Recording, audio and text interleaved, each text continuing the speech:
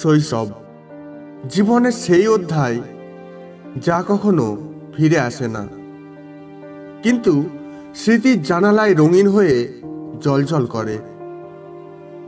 আহ, কত আনন্দ, কত দুরন্তপনা। সকালবেলা মক্তব কামাইয়ের বাহানা, স্কুল পালিয়ে বন্ধুদের সঙ্গে কাঠবাগানে লুকোচুরি, বর্ষায় কাদামাখা ফুটবল, নদীর ধারে বড়শি ফেলে অপেক্ষার সেই মধুর মুহূর্ত। আর ঈদ, নতুন জামা লুকিয়ে রাখা, ঈদের চাঁদ দেখার উচ্ছ্বাস, মাটির ব্যাঙ কেনার উন্মাদনা। এসব কখনো মনে পড়লে বুকের ভিতরটা কেমন যেন হাহাকার করে ওঠে। আপনিও কি মিস করেন আপনার সোনালী শৈশব? যদি করেন, তাহলে আমাদের সঙ্গে ফিরে যান সেই হারিয়ে যাওয়া দিনগুলোর স্মৃতিতে। শুনতে থাকুন গল্পশালার এই বিশেষ পর্ব, সোনালী শৈশব। শুরু হচ্ছে এক মধুর স্মৃতির সফর। থাকবেন তো?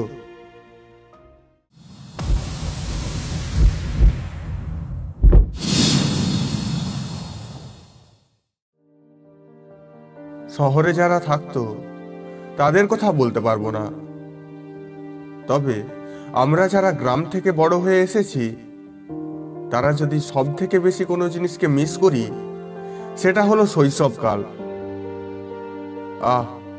কত মজাই না করেছি, কত খেলা খেলেছি। আমাদের সময় উল্লেখযোগ্য খেলাগুলির মধ্যে ছিল কানামাছি, হাডুডু, জুতা চুরি, মার্বেল খেলা, আরো অনেক। আর এই মার্বেল খেলার জন্য যে কত মার খেয়েছি, তা মনে হলেই যেন ভিতরটা জ্বলে ওঠে। প্রতিদিন সকালে উঠে মক্তবে যেতাম, আর সপ্তাহের কমপক্ষে 2 দিন মক্তবে না যাওয়ার জন্য বাহানা খুঁজতাম। স্কুল কামাইয়ের তো কোনো কথাই নেই। বাড়ি থেকে স্কুলের উদ্দেশ্যে বের হলেও আমাদের গন্তব্য ছিল কামাল কাকার কাঠবাগান পর্যন্তই। বর্ষার টাইমে বৃষ্টিতে ভিজা আর সারাদিন নদীতে পড়ে থাকা, মাছ পাই বা না পাই, বড়শি নিয়ে নদীর পাড়ে বসে থাকতামই। কোথায় চলে গেল সেই ঈদের আনন্দ? যেদিন রাতে ঈদের চাঁদ উঠবে, সেদিন রাতে আমরা মিছিল করতাম, আর স্লোগান শেষে মেহেদি দেওয়ার ধুমে পড়ে যেতাম। আর সব থেকে ভালো লাগতো ঈদের জন্য নতুন কাপড় কেনার বিষয়টা। যদি কারো কাপড় ঈদের আগে দেখে ফেলতাম, তাহলে বলতাম, তোর ঈদ শেষ, তোর আর ঈদ হবে না। আর তাই ঈদের দিনের আগে পর্যন্ত কাপড় লুকিয়ে রাখতাম।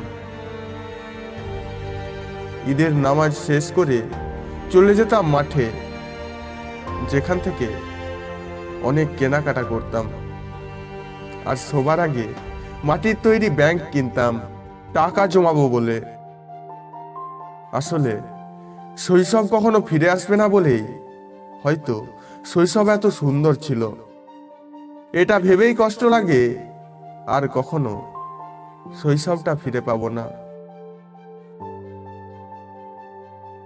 শৈশব একটা সময় নয়, এটা একটা অনুভূতি।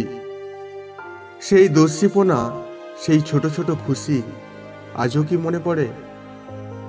স্মৃতির জানালা খুলে আমরা ফিরে গিয়েছিলাম সোনালী শৈশবে।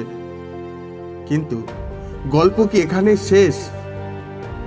না, গল্পশালায় আছে আরো অনেক মজার, আবেগঘন, হাসি কান্নায় ভরা গল্প, যা আপনাকে ফিরিয়ে নিয়ে যাবে ফেলে আসা দিনগুলোতে। আপনার শৈশবের মিষ্টি স্মৃতিগুলো আমাদের কমেন্টে জানাতে ভুলবেন না। এখনই সাবস্ক্রাইব করুন গল্পশালা। শুনে যান মনের কথা, অনুভব করুন ফেলে আসা মুহূর্তগুলো। কারণ গল্প কখনো ফুরোয় না, গল্পের রং বদলায়, কিন্তু অনুভূতিটা থেকে যায়। শুনতে থাকুন গল্পশালা।